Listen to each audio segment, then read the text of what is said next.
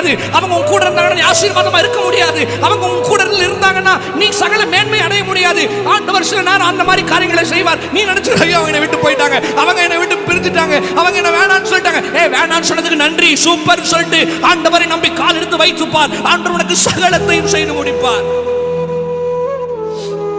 விட்டு போனவங்க எல்லாம் போட்டோம், உன்னை வேண்டான்னு சொன்னவங்க எல்லாம் போட்டோம், உன்னை பின்னாடி குத்துனவங்க எல்லாம் போட்டோம், உன் இருதயத்தை உடைத்து பார்த்து அழகு பார்த்து ரசித்தவர்கள் எல்லாம் போதும். என் ஆண்டவர் உடைந்ததை திருப்பி உருவாக்கி ஆசீர்வாதமாய் என் ஆண்டவர் உட்கார வைக்க முடியும் கோபுரத்தில். எத்தனை பேர் ஆமென் சொல்றீங்க? உன் வாழ்க்கையில கர்த்தர் உனக்கு சகலத்தையும் செய்ய முடியும். நீ நினைச்ச மனுஷன் என்ன தெரியுமா பண்ணிருக்கான்? வாழ்க்கையில உன்னை அளவச்சு ரசிச்சிருக்கான், உன்னை தூசிச்சு ரசிச்சிருக்கான், உன்னை உயிரத்தை உடைச்சு ரசிச்சிருக்கிறான். அவங்களுக்கு தெரியும் உன்னை வேண்டான்னு சொன்னா நீ அழுவேன்னு நினைப்பாங்க, உன்னை உடைச்சா நீ அழுவேன்னு நினைப்பாங்க. உனக்கு தேவையில்லாத